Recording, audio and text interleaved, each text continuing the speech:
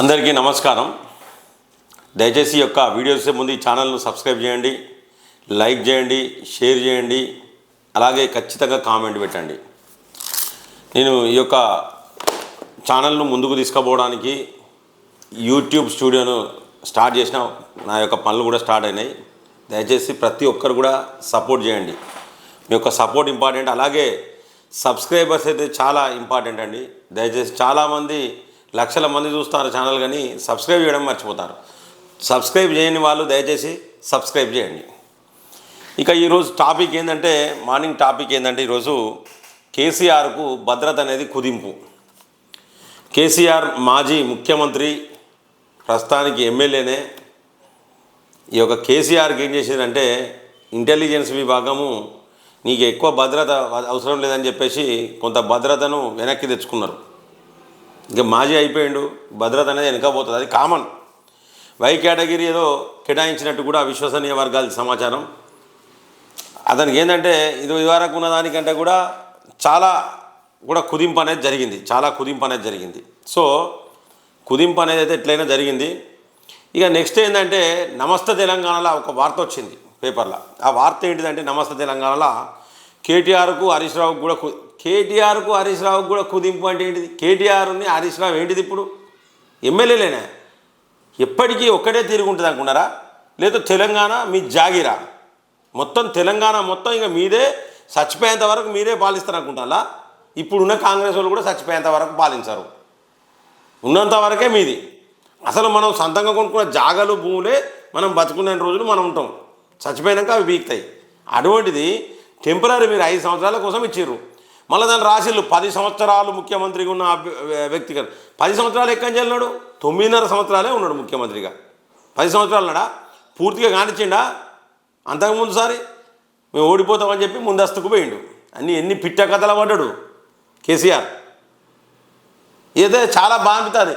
ఇంకోటి, మాజీ ఎమ్మెల్యేలకు కూడా గన్మెన్లను తీసేసిర్రు. అంటే మాజీ ఎమ్మెల్యేలు అంటే ఏంది? మా లెక్కనేనే ఏమున్నది? ఇప్పుడు మేము ఎట్లున్నో గట్లే ఉండాలి, గట్లే తిరగాలి. ఇప్పుడు రోడ్ల మీద మీరు గన్మెన్లు ఉన్నప్పుడు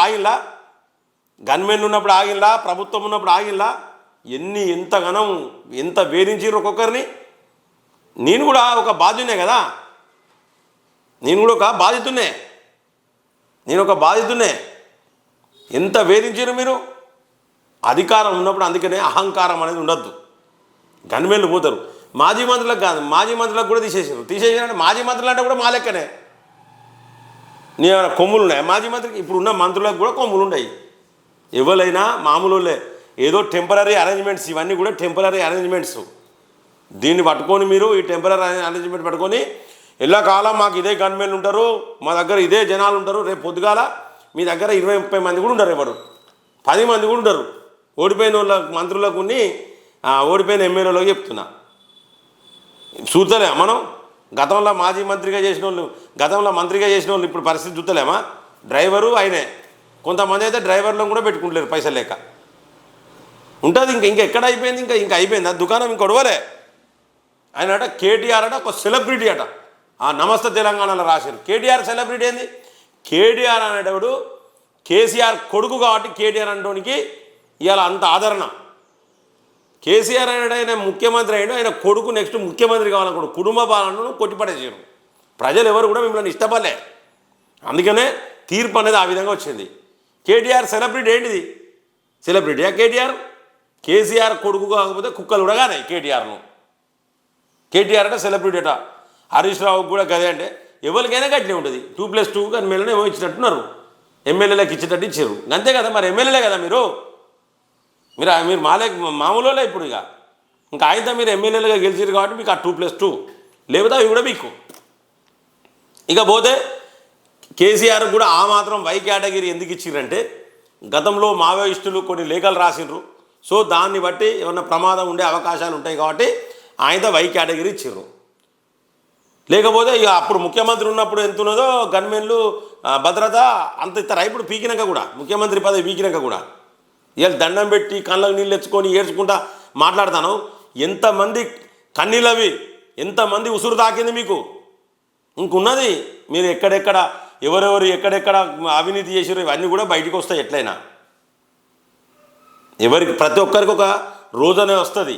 ఇవాళ ఉన్న కాంగ్రెస్ ఎమ్మెల్యేలు కూడా, కాంగ్రెస్ మంత్రులకు కూడా చెప్తున్నాం, కాంగ్రెస్ ఎమ్మెల్యేల మంత్రుల అనుచరులకు కూడా చెప్తున్నాం, అన్ని రోజులు మీ కావు, అన్ని రోజులు మీ కావు. కాంగ్రెస్ పరిస్థితి అయితే చెప్తే కొంతమంది ఇక అంతులు చూస్తాం, అది చూస్తాం, అరే మీ సంగతులు చూస్తామని డైరెక్ట్ బహిరంగంగానే మాట్లాడడం, రిపోర్టర్లను కొట్టడం, ఇవన్నీ కూడా మీ టెంపరీ మీ గవర్నమెంట్ ఉండొచ్చు, కుప్పకూలిపోవచ్చు 6 నెలల్లో, చెప్పలేం. మీ పరిస్థితులు మంచిగా లేవు, లేదా మీరు 5 సంవత్సరాలు అయితే తర్వాత మీరు ఉండరు, ఏదైనా జరగచ్చు.